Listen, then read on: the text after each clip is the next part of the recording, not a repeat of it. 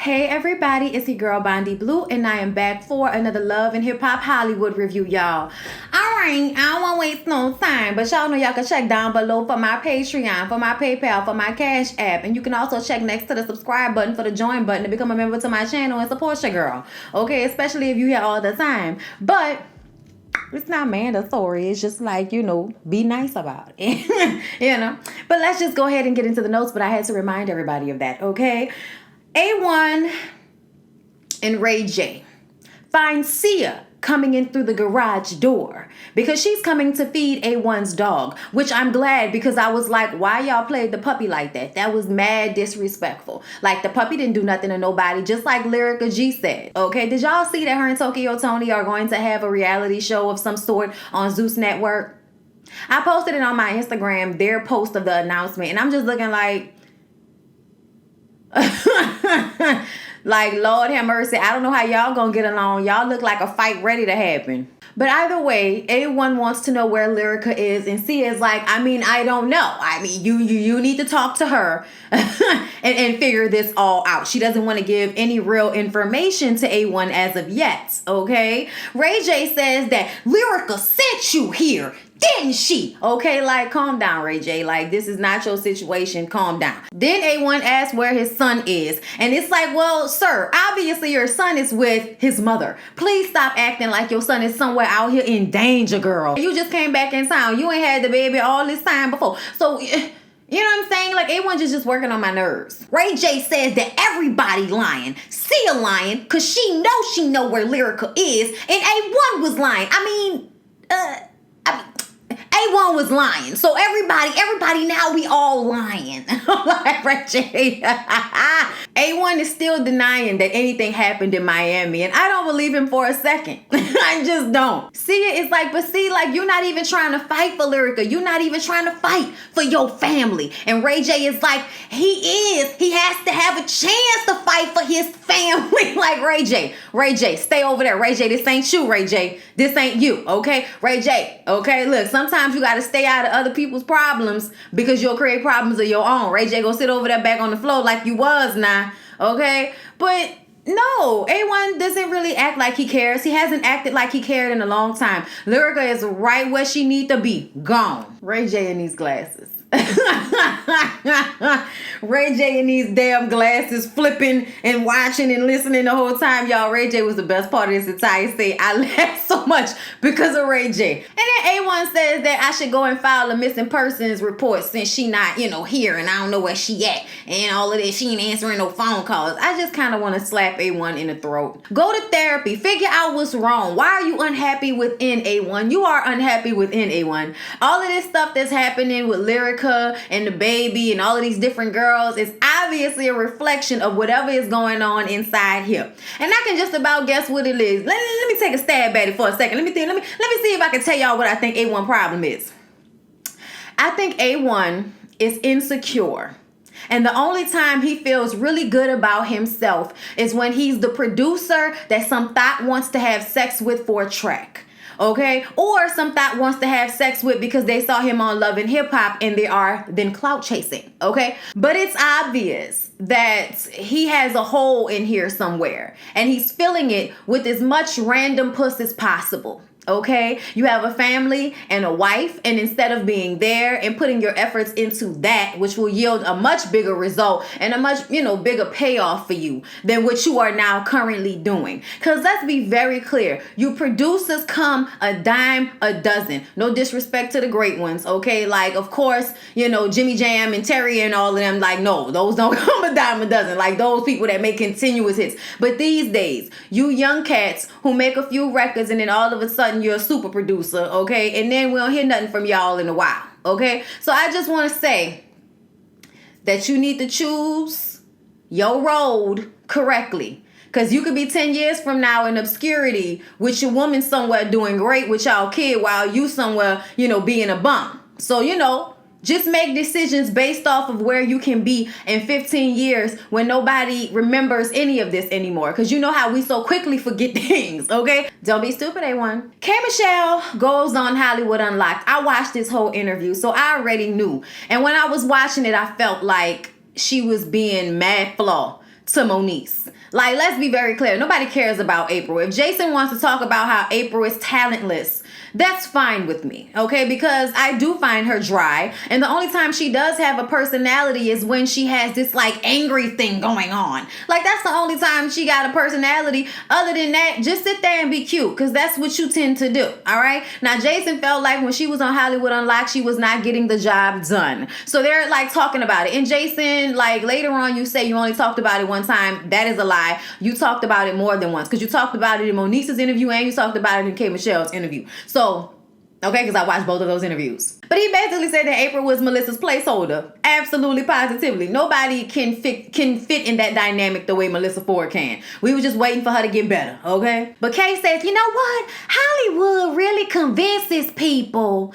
that they can be anything. You could be a singer, a radio personality, all because you pretty. And you know, that's just not true. I'm like, tell Britney Spears that. Then he proceeds to ask K. Michelle, would she allow Moniece and April to open for her? Or would she allow them to carry her bags on tour? And, you know, just being messy and doing the most. And of course, she was like, no. I mean, because they would probably be fighting. She called their tour a karaoke extravaganza bullshit. I said, not a karaoke extravaganza. I'm outdone, okay? But I felt like that was shade to Moniece. And I understand thinking that it is, you know, a bad choice to go on tour with April, who is a sister wife at this point. Okay?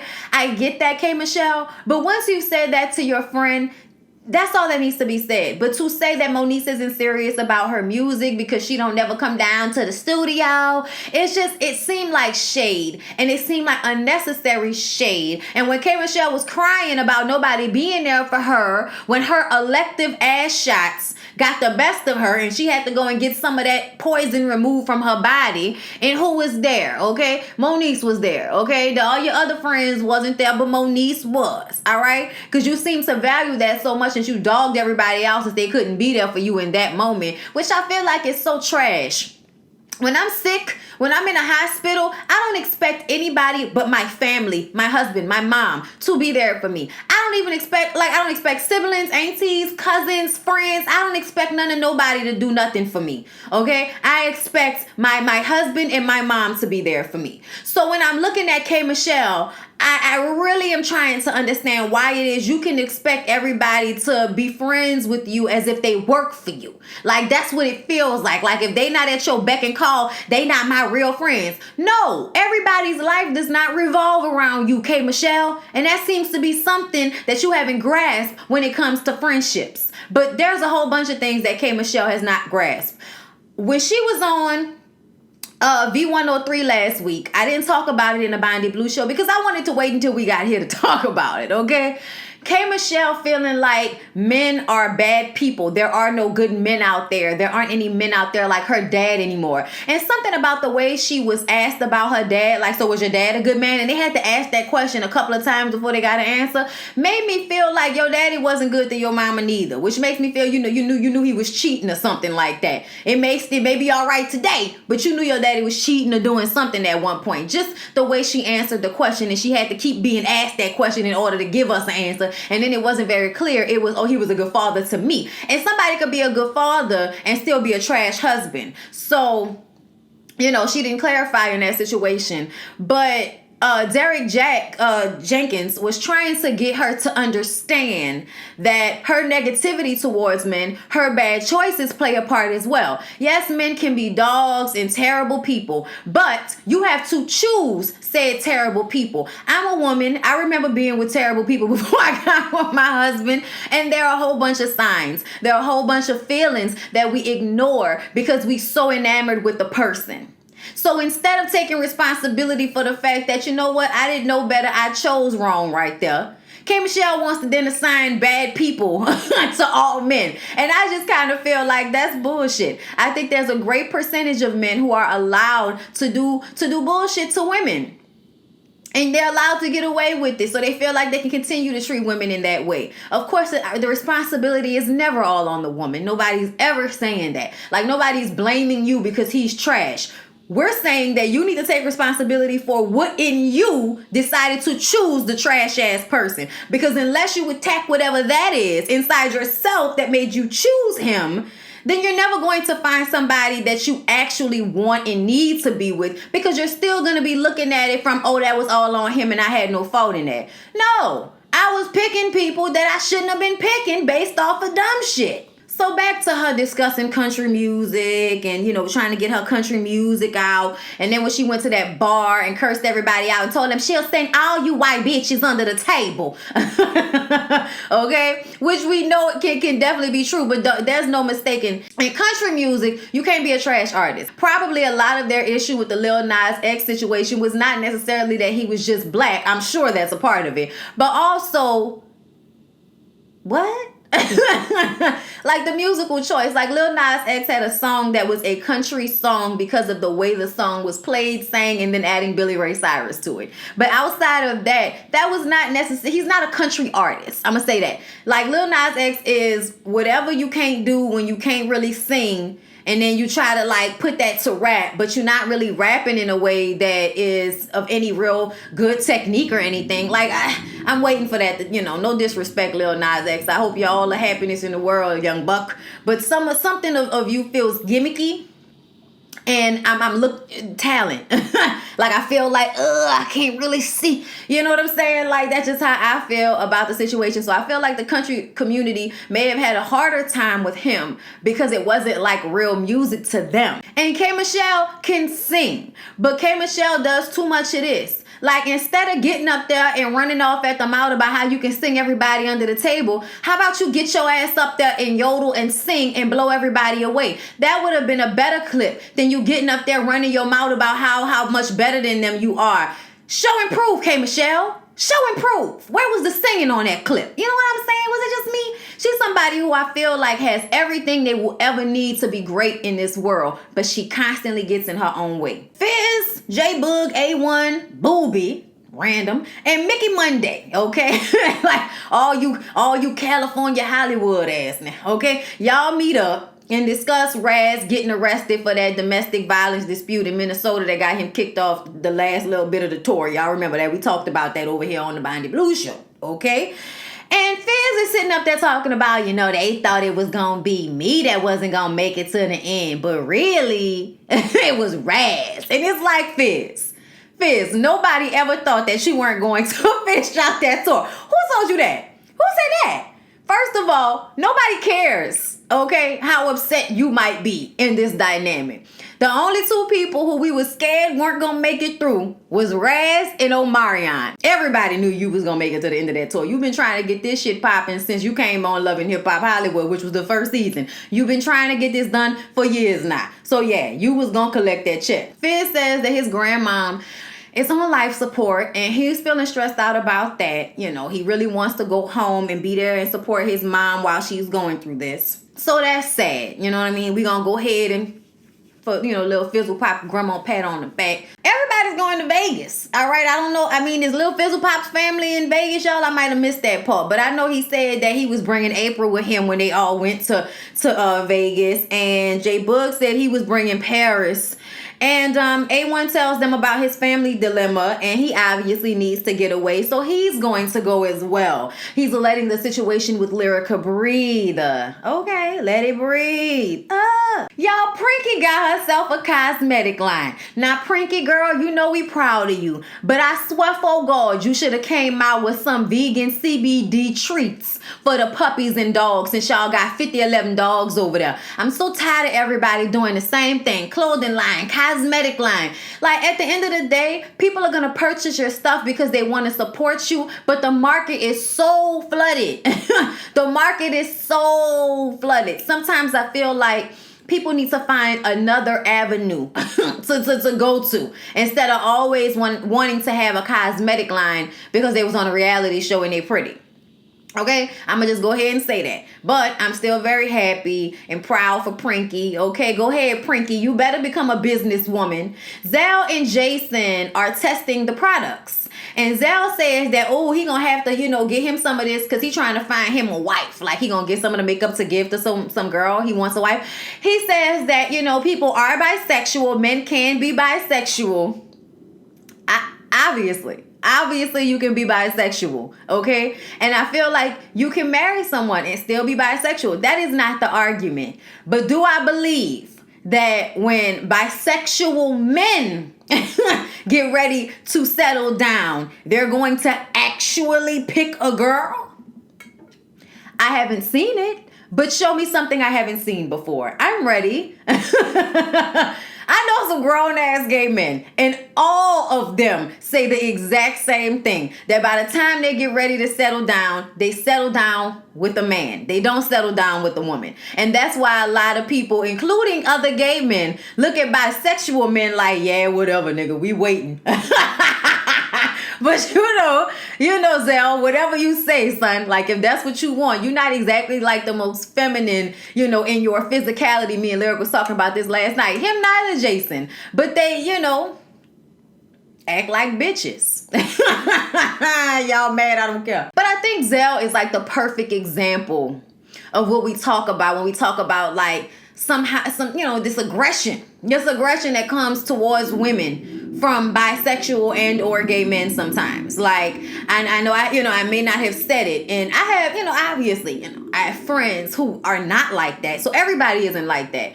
But like, I can remember growing up in school, being cool with some gay guys, but there was always like this mad like aggression sometimes. And that's why I used to be like, like I'm not fooling with y'all because y'all mean. But as an adult, I have met, like better gay men than I met as a child. But I've also met better women as adults than I met when I was a child. Like I ain't really have a lot of friends as a child. I just have friends now. Check me out, girl. But yeah, Zell trying to find a wife so he can have a baby and all of that. I say, yeah, all right, Zell. Zell wants to bring April to Prinky's release party. Okay, and I'm just like, oh, okay. And then Prinky invited Moniece because they, got rid of their beef last season. In response to April being at the party, Jason says, well, it'll probably be the most we've ever heard her talk because she gonna have something to say to him, but she ain't had nothing to say when they was on a radio show. And Zell was like, you was really mean to her. Like, I really want Zell and Paris to stop having the same script. But either way, they lost advertisers, and Jason is like, once I start losing money, you gotta go. And that's just really what it is. She don't deserve no apology for that. Prinky says, please don't ruin my party. Can y'all just please not ruin my party? Like, that's all I want. Prinky, let me ask you a question.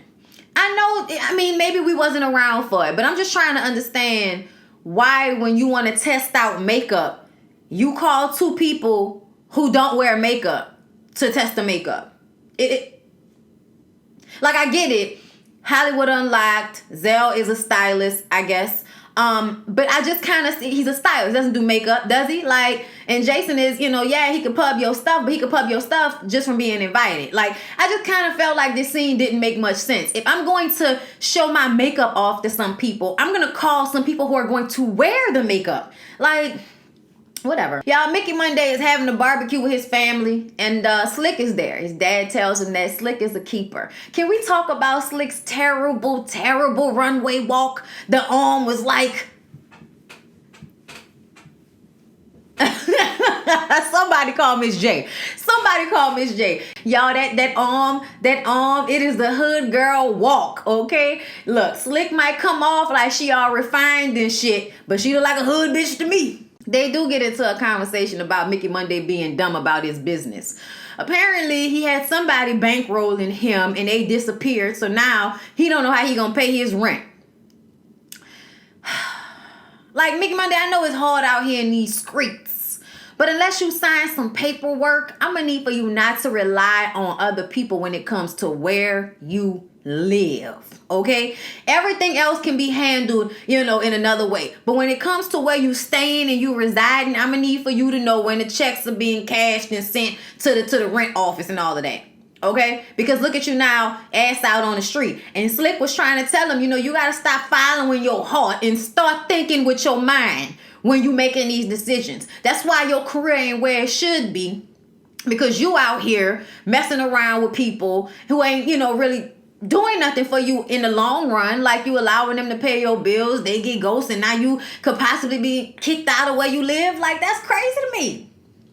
But you know what? Slick told him, you need to get your life. We're going to move on from there. Monique says that despite what her frenemy K. Michelle or Kimberly, I'd have called the K. Michelle because she won't keep, Kimberly is supposed to be her non-violent version. I'd have been like K. Michelle. But Monique says despite what she had to say, she has always taken her music seriously, okay? And she's dead serious about this tour. And I almost feel like Monique's idea of the tour is great, but it doesn't need to be her and April. Because April cares more about how Little Fizzle Pop will feel than she does about getting a bag for her music and her career. And I just kind of feel like, I know everybody is saying, oh, why would anybody take Monique and them seriously? But Monique's song was very nice. I heard that Monique's EP that she released not too long ago was very nice. I think Monique is serious about her music. I just think for some people, it takes them a moment to get to where they need to be to get out there and perform. I haven't performed in years because I'm scary. Because I'm scary. But I got something else holding me up out here. You know what I'm saying? But I just kind of feel like doesn't mean somebody isn't serious or doesn't really value the music, all because they're not doing it the way you want them to do it, K. Michelle. We're just going to go ahead and say that. But I do feel like Monique is serious. That little song they was playing when she was in there doing her little choreography, I like that song. That sounds like something I go ahead and, Well, April shows up to talk about what happened with K. Michelle and Jason on Hollywood Unlocked. And April is so upset. K. Michelle doesn't know her situation, okay? And Monique is flabbergasted that someone she considered a real friend would talk about her like that. So they decide to both wear black, to the event. They was just joking because they wasn't about to dress alike. But see, that moment is what made me look at April even worse. Because I feel like April, you play nice with Monique, you act like y'all are cool. And then you turn around and lie about what's going on with her baby daddy and talk about her like you ain't really cool with her. Like, that all seems very, very fake to me. And April loves reminding us how hood she is and how she used to fight. And I just want to tell her that we don't care. We don't care, April. So Ray J and Prinky are sitting there with their precious little baby, okay, eating some froyo or something. And Ray J has baby diabetes out here, okay? Baby diabetes and a fat nigga belly. He needs to get it together. And, Prinky wants him to be here for as long as he can. So even though she loved every inch of Ray J, including his pot belly, she wants him to get his body together. And I be feeling the same way about my husband. Like, let me tell you something, nigga. We don't care about it, okay? We doing all of that. We don't care, okay? But in the long run, when we looking at, health and looking at what we want y'all to look like, okay, versus what y'all look like, all right, we telling y'all to go work out, okay? That's what we telling y'all. Go do it. Go listen to your wives. So the Prella Party is launching, and Ray J doesn't want any fights going down at the Prella Party, okay? No one is gonna ruin Prinky's Prella Party, all right? And Ray says that Zell, because Zell and Jason gonna be there. She explained, the beefage and all of that. And Ray is like, well, Zell is cool. He helped me find a dog. And, April was there and all of that. A1 even came through. And, he had a lot of stuff going on with him. Guilty until proven innocent. And Prinky was like, say what now? Do you want to go back to the dungeon? And he was like, A1 is a cheater. He's a cheater. I was like, I can't stand y'all. So, y'all, K. Michelle, Mr. Ray, Apple Watts, and Brittany B go to a hunky tonk, okay? K. Michelle said, I don't want to go somewhere where I got to use who I am to get into the club and all of that. I'm trying to go and have a good time. I said, girl, I know that's right. I can't stand standing outside no fucking club. I'd rather go somewhere else. I don't want to stand outside. I don't care what's going on in this club or who is in this club, okay? Unless it was Beyonce, then it was stand outside. But, there are a few people that I would stand outside a club for, but only people. I'm not standing outside of a club to go into the club with nowhere to sit, to continue to stand, to wait in line for a drink, to wait in line to use the bag. Like, if that's the club experience, I'm not doing that, okay? Whenever I can get, straight VIP status, then I'll start going in the clubs. But until then, bitch, I'm going to the bar. I'm going head down to the bar where they got seats and food at. I'm a restaurant girl. Okay, I could drink in a seat in front of some food. But y'all, Apple said she was raised by mostly white and Latino people. I guess that was all the foster care homes that she had been put into. But she knows how to get a little hunky tonk together. Everybody's having a good time. Apple says that she's going to Vegas for a family reunion, as well as going so she can hop on the party bus with the rest of the folks that's going to Vegas. All right, family reunion. Had to do it, y'all. A family reunion. Oh! I'm sorry, you gotta do the Levert part. I'm sorry. You gotta do Eddie Levert's part. But Apple says that she's hood, and they're like, hello, how are you? So that's gonna be awkward and uncomfortable. And then they mentioned the Hollywood Unlocked interview and how Moniece may be upset about the way K. Michelle talked about her. And she was like, girl, I don't care. I do not care at this point. And I'm like, okay, you don't care. Don't be mad when you got the next round of squeezing shit out your ass and ain't nobody there for you. Don't get mad then, okay? So y'all, it's the Prella launch. And Prinky says that everything is vegan and cruelty-free and affordable.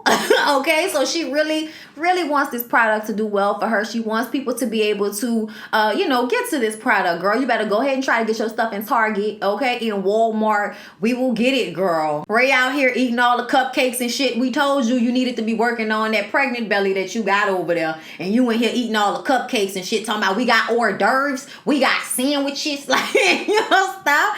So y'all, Moniece joins Paris and Prinky. And, y'all, this is why I don't like Paris. As soon as they came up to each other and hugged, she's like, like this some Hollywood shit that they would make up after all of that beefage. And I'm just kind of like, Paris, the thing that killed me about you is it seems as if you don't like what other people make up from having issues, but then you get mad when people are constantly bringing up what you did to K. Michelle. Explain that to me. Make me understand. Then April and Jason join and things get interesting.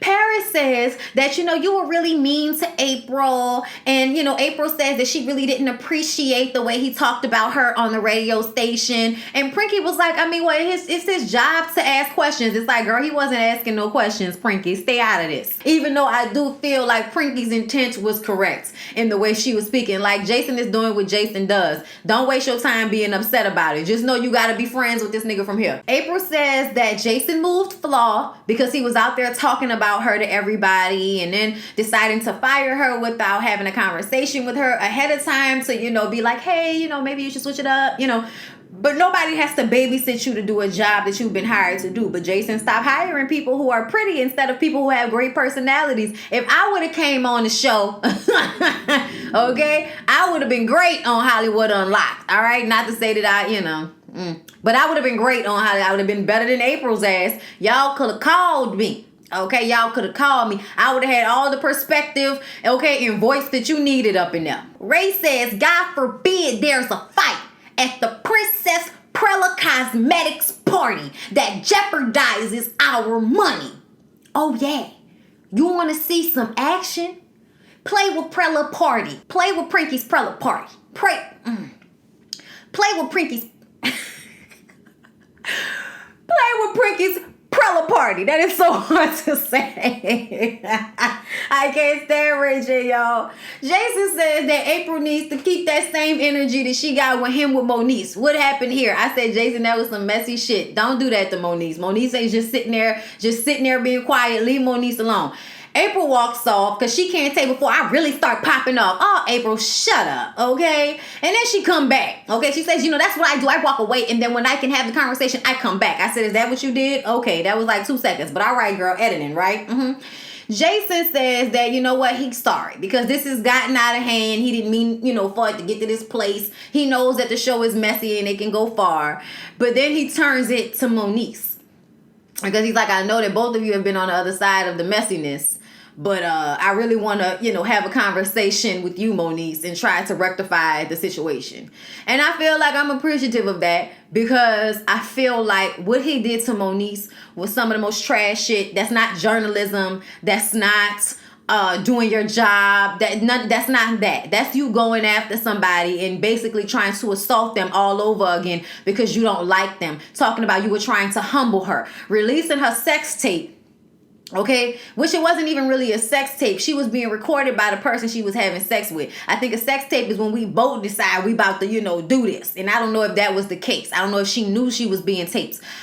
Either way, even if she was, that's not even the point. The point is, I didn't make this for, public consumption. And I damn sure didn't mean for it to get into Jason's hands, who then sat down and movie premiered it to Prinky and Ray J and the rest of their friends like that shit was cool. All right, and let's not forget that Ray J already knew what it looked like. All of that, nigga, you already know what it looked like. Didn't y'all bump cooch back in the day? Okay, so please stop. I can't stand when niggas try to act like, oh, that's so nasty, but you laid down with her. So what does that make you? I hate that. That's always what's going on paternity court. But anyway, she said with the whole neighborhood, Your Honor, like, get out of here with that. You was one of the people in the neighborhood. Get out of my face. But he needs to fix that situation because that wasn't cool. That wasn't cool at all. And that was one of the reasons why I didn't like him. I didn't like him for that reason. I didn't like him for throwing that drink in Hazel's face because I feel like, I know people, y'all don't like to hear this, but I don't like when men are physically aggressive or aggressive, period, towards women, because in my mind, you're still stronger. And especially in Jason Lee,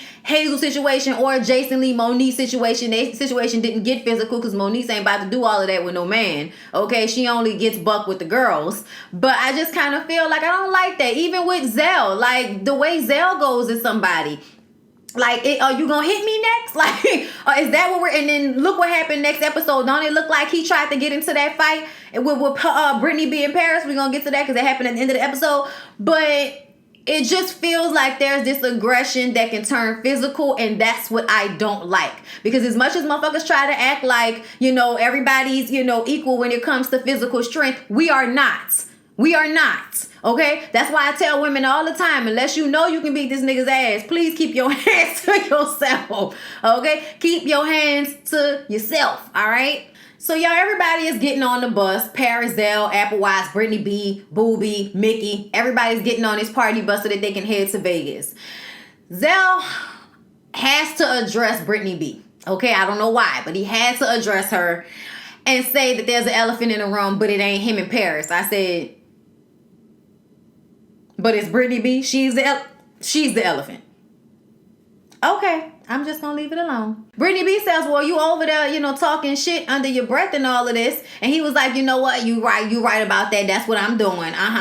And then he says that they want an apology for the way that she talked to Paris. And she's like, I don't understand why you want an apology. She don't like me. I don't like her. That's what it is. Like, we don't have to, discuss it.